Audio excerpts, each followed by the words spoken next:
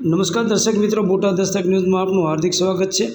હું છું એલડી મકવાણા। આપ જોઈ રહ્યા છો બોટાદ દસ્તક ન્યૂઝ। હવે પછીના સમાચાર વિગતવાર। દલિત યુવકે નામ સાથે રાજા લખતા જાતિવાદીઓએ પગ ભાંગી નાખ્યો। દલિત યુવકે ઇન્સ્ટાગ્રામમાં પોતાના નામની સાથે રાજા લખ્યું હતું, જે ન ગમતા 3 યુવકોએ તેને માર મારી પગ ભાંગી નાખ્યો હતો। જાતિવાદી તત્વોને દલિત સાથે ક્યારેય કઈ બાબતે વાંધો પડી જાય તે કહી શકાય તેમ નથી।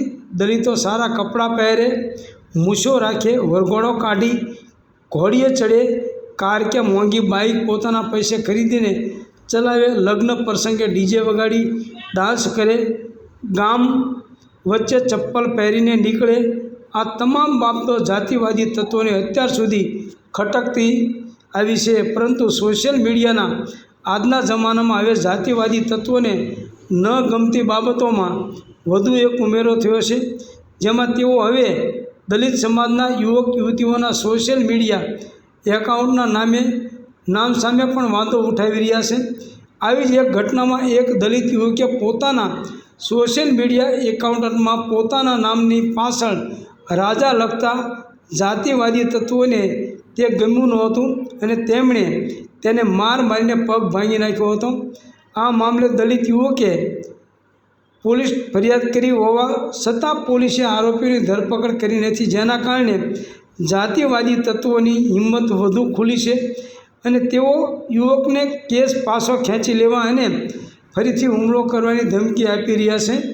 મામલો મધ્યપ્રદેશના તિકમગઢ જિલ્લાના કંચનપુરા ગામનો છે। અહીં એક દલિત યુવાનને તેના ઇન્સ્ટાગ્રામ એકાઉન્ટ પર તેના નામ સાથે રાજા લખવા બદલ 3 યુવકોએ માર માર્યો હતો, જેના કારણે તેનો પગ ફ્રેક્ચર થઈ ગયો હતો। આ મામલે પીડિત દલિત યુવક અનુજ ખંગાર ગઈકાલે એસપી ઓફિસે ફરિયાદ કરવા પહોંચ્યો હતો। તેણે જણાવ્યું કે મેં મારા ઇન્સ્ટાગ્રામ એકાઉન્ટ પર અનુજ રાજા ખંગાર લખ્યું હતું। તેનાથી ગુસ્સે થઈને કલ્લુસિંહ ઠાકુર, અમરસિંહ ઠાકુર અને સંદીપસિંહ ઠાકુરે 1 ઓગસ્ટના રોજ રાત્રે લગભગ 10:30 વાગ્યે મને માર માર્યો હતો। અનુજના જણાવ્યા મુજબ ત્રણેય યુવકોએ તેને જાતિવાદી અપશબ્દો બોલીને ઇન્સ્ટાગ્રામ એકાઉન્ટમાંથી રાજા શબ્દ દૂર કરવા કહ્યું હતું।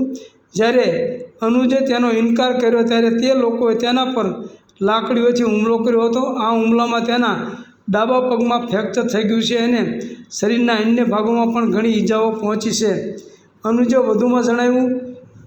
વધુમાં કહ્યું કે મોહનગઢ પોલીસ સ્ટેશનમાં ફરિયાદ નોંધાવી હતી, પરંતુ પોલીસે મારામારીની સામાન્ય કલમો હેઠળ કેસ નોંધ્યો છે।